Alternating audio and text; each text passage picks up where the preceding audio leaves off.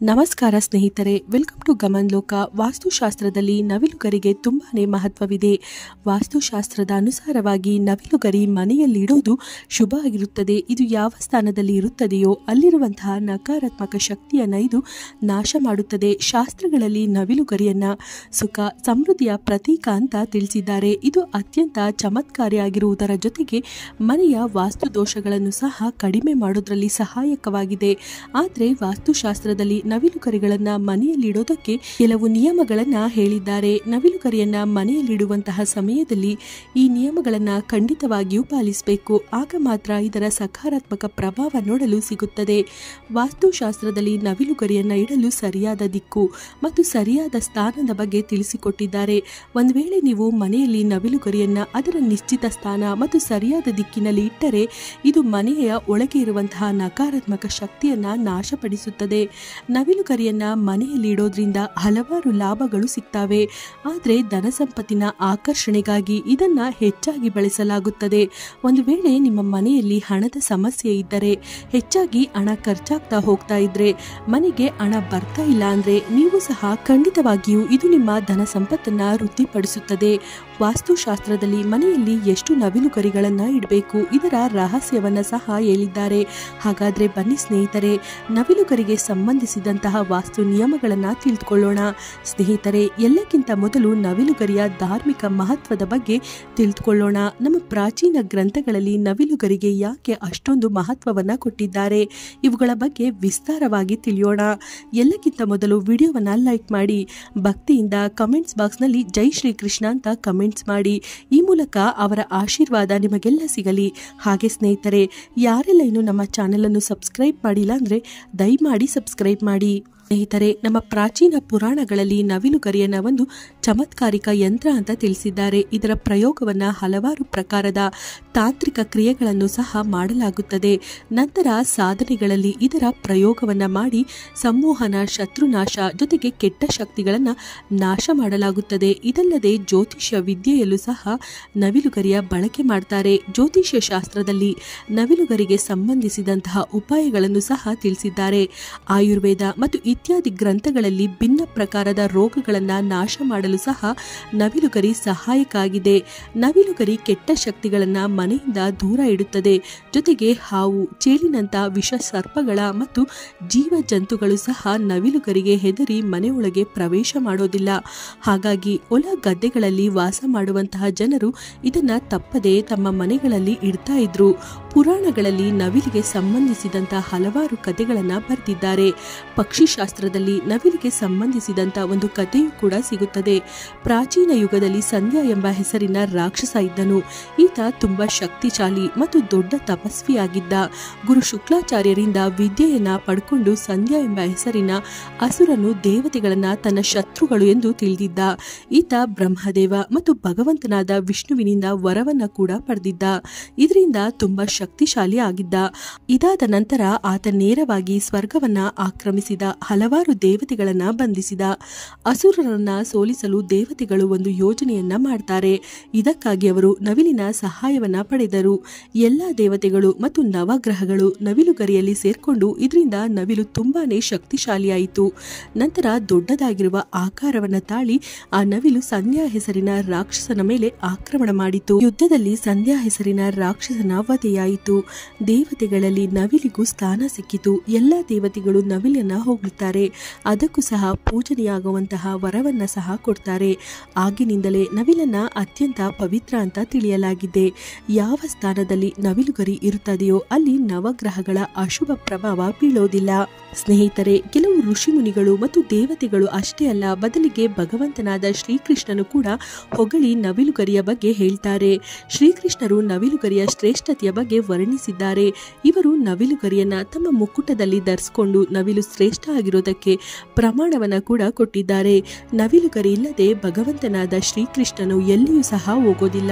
ಶ್ರೀಕೃಷ್ಣರು ಹೇಳ್ತಾರೆ, ನವಿಲು ಶಾಂತಿ ಮತ್ತು ಪ್ರೀತಿಯ ಪ್ರತೀಕ ಆಗಿದೆ. ನವಿಲು ಸುಖ ಸಮೃದ್ಧಿಯ ಪ್ರತೀಕವೂ ಆಗಿದೆ. ನವಿಲುಗರಿ ಮನುಷ್ಯನನ್ನ ಎಲ್ಲ ಪ್ರಕಾರದ ನಕಾರಾತ್ಮಕ ಶಕ್ತಿಗಳಿಂದ ಕಾಪಾಡುತ್ತದೆ. ಸ್ನೇಹಿತರೆ, ನವಿಲನ್ನ ವಿವಿಧ ಪ್ರಕಾರದ ದೇವಾನುದೇವತೆಗಳ ರೂಪದಲ್ಲಿ ಪುರಾಣಗಳಲ್ಲಿ ತೋರಿಸಿದ್ದಾರೆ.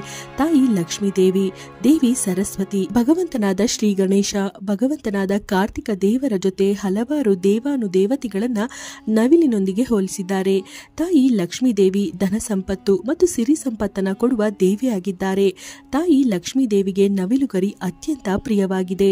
ತಾಯಿ ಲಕ್ಷ್ಮೀ ದೇವಿಯ ಬಳಿ ನವಿಲುಗರಿಯನ್ನ ಇಡೋದ್ರಿಂದ ತಾಯಿ ಒಲಿಯುತ್ತಾರೆ. ತಾಯಿ ಸರಸ್ವತಿ ದೇವಿಯ ವಾಹನ ನವಿಲಾಗಿದೆ. ಹಾಗಾಗಿ ಖಂಡಿತವಾಗಿಯೂ ವಿದ್ಯಾರ್ಥಿಗಳು ತಮ್ಮ ಬಳಿ ನವಿಲುಗರಿಗಳನ್ನ ಇಟ್ಕೊಳ್ಬೇಕು. ಒಂದು ವೇಳೆ ನೀವು ಮನೆಯಲ್ಲಿ ಕೊಳಲಿಗೆ ನವಿಲುಗರಿಯನ್ನ ಜೋಡಿಸಿ ನಿಮ್ಮ ಮನೆಯಲ್ಲಿ ಇಟ್ಕೊಂಡ್ರೆ ನಿಮ್ಮ ಕುಟುಂಬದಲ್ಲಿ ಸುಖ ಶಾಂತಿಯ ವಾತಾವರಣ ನಿರ್ಮಾಣ ಆಗುತ್ತದೆ.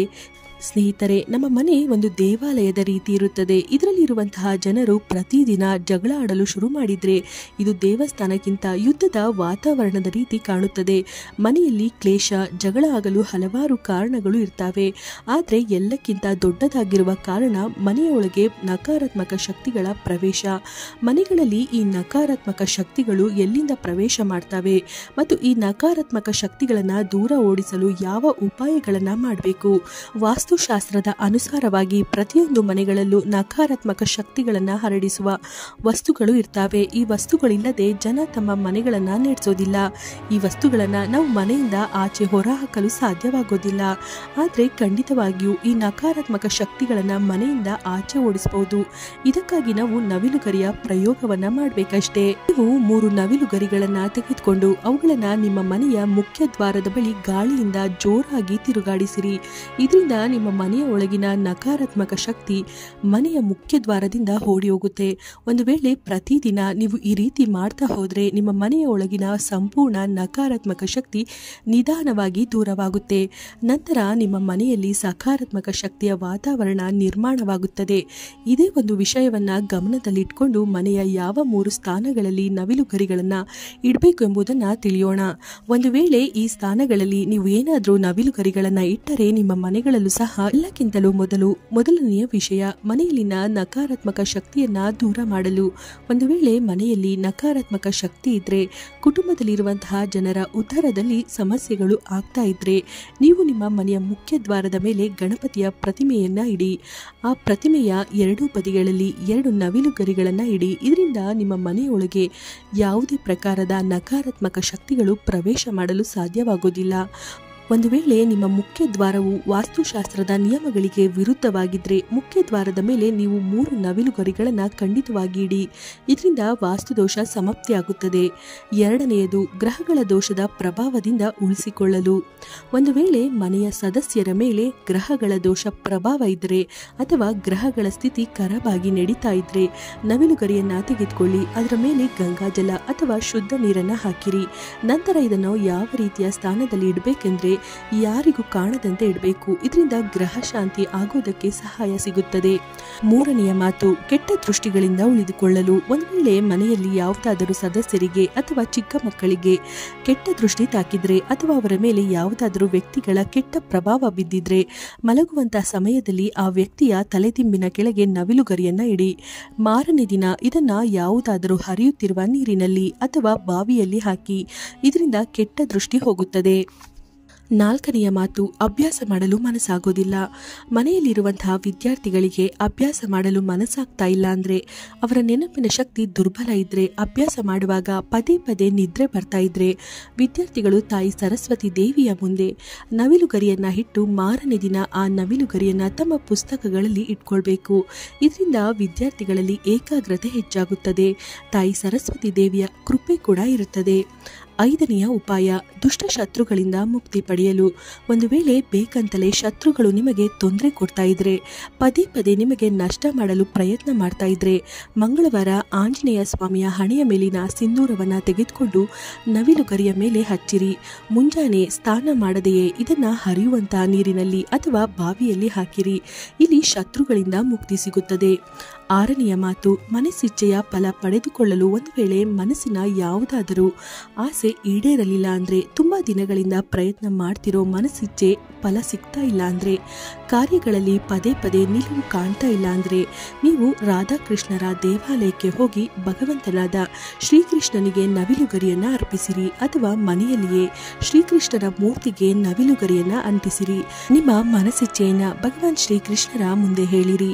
7ನೆಯ ಮಾತು, ಗಂಡ ಹೆಂಡತಿಯ ಮಧ್ಯೆ ಜಗಳ ಅಥವಾ ಮನಸ್ತಾಪ ಇದ್ದಾಗ, ಒಂದು ವೇಳೆ ಮನೆಯೊಳಗಡೆ ಕ್ಲೇಶ ಇದ್ದರೆ, ಗಂಡ ಹೆಂಡತಿಯ ಮಧ್ಯೆ ಪದೇ ಪದೇ ಜಗಳಗಳು ಆಗ್ತಾ ಇದ್ರೆ, ಇಬ್ಬರ ನಡುವೆ ಪ್ರೀತಿ ಕಡಿಮೆ ಆಗ್ತಾ ಇದ್ರೆ, ಅವರ ಬೆಡ್ರೂಮ್ನಲ್ಲಿ ಆಗ್ನೇಯ ದಿಕ್ಕಿನಲ್ಲಿ ನವಿಲುಗರಿಯನ್ನ ಇಡಬೇಕು. ಇದರಿಂದ ಇಬ್ಬರ ನಡುವೆ ಪ್ರೀತಿ ಹೆಚ್ಚಾಗುತ್ತದೆ. 8ನೆಯ ಉಪಾಯ, ಧನ ಸಂಪತ್ತಿನ ವೃದ್ಧಿಗಾಗಿ. ಒಂದು ವೇಳೆ ಹಣದ ಕೊರತೆ ಇದ್ದರೆ, ಅಚಾನಕ್ ಆಗಿ ಹಣ ಖರ್ಚಾಗ್ತಾ ಇದ್ರೆ, ಮನೆಯಲ್ಲಿ ಖಂಡಿತವಾಗಿಯೂ ಬೀರುವನ್ನ ರೆಡಿ ಮಾಡ್ಕೊಳ್ಳಿ. ಬೀರು ಅಥವಾ ತಿಜೋರಿಯನ್ನ ಇಡುವ ಮುನ್ನ ಈ ಒಂದು ಮಾತನ್ನ ನೆನಪಿಡಿ. ಇದನ್ನ ಪಶ್ಚಿಮದ ಗೋಡೆಗೆ ಅಂಟಿಸಿ ಇಡಬೇಕು. ಇದರ ಮುಖ ಪೂರ್ವ ದಿಕ್ಕಿನತ್ತ ಇರಬೇಕು.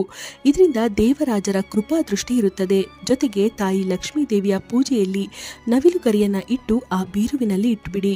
ಇಲ್ಲಿ ಸುಖ ಸಮೃದ್ಧಿಯೂ ಬರುತ್ತದೆ ಮತ್ತು ಹಣದ ಕೊರತೆ ನಿಮಗೆ ಕಾಡೋದಿಲ್ಲ.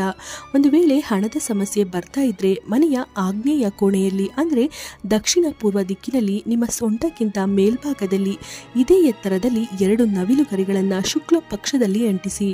ಬೇಗನೆ ಧನಪ್ರಾಪ್ತಿಯ ಅವಕಾಶ ಸಿಗುತ್ತದೆ. 9ನೆಯ ಉಪಾಯ, ಯಾವುದಾದರೂ ಶುಭ ದಿನ ನವಿಲುಗರಿಯನ್ನ ತೆಗೆದುಕೊಂಡು ಮನೆಯ ಯಾವ ದಿಕ್ಕಿನಲ್ಲಿ ಇಡಬೇಕಂದ್ರೆ ಅಲ್ಲಿ ಆಚೆಯಿಂದ ಬರುವಂತ ಮತ್ತು ಹೋಗುವಂತ ಜನರ ದೃಷ್ಟಿ ಹೆಚ್ಚಾಗಿ ಬೀಳ್ತಾ ಇರಬೇಕು. ಸಾಮಾನ್ಯವಾಗಿ ನವಿಲುಗರಿಯು ನಕಾರಾತ್ಮಕ ಶಕ್ತಿಗಳನ್ನ ನಾಶ ಮಾಡುತ್ತದೆ. ಹಾಗಾಗಿ ಅಂತ ಸ್ಥಾನದಲ್ಲಿ ನೀವು ಇಡಬೇಕು. ಇಲ್ಲಿ ಎಲ್ಲರಿಗೂ ಇದು ಕಾಣುವಂತೆ ಕೂಡ ಇರಬೇಕು. ಸ್ನೇಹಿತರೆ, ಈ ಮಾಹಿತಿ ನಿಮಗೆ ಇಷ್ಟವಾಗಿದ್ದಲ್ಲಿ ದಯಮಾಡಿ ಲೈಕ್ ಮಾಡಿ, ಶೇರ್ ಮಾಡಿ. ಹಾಗೆ ಸ್ನೇಹಿತರೆ, ಯಾರೆಲ್ಲ ಇನ್ನು ನಮ್ಮ ಚಾನೆಲ್ ಅನ್ನು ಸಬ್ಸ್ಕ್ರೈಬ್ ಮಾಡಿಲ್ಲ ಅಂದ್ರೆ ದಯಮಾಡಿ ಸಬ್ಸ್ಕ್ರೈಬ್ ಮಾಡಿ. ಧನ್ಯವಾದಗಳು.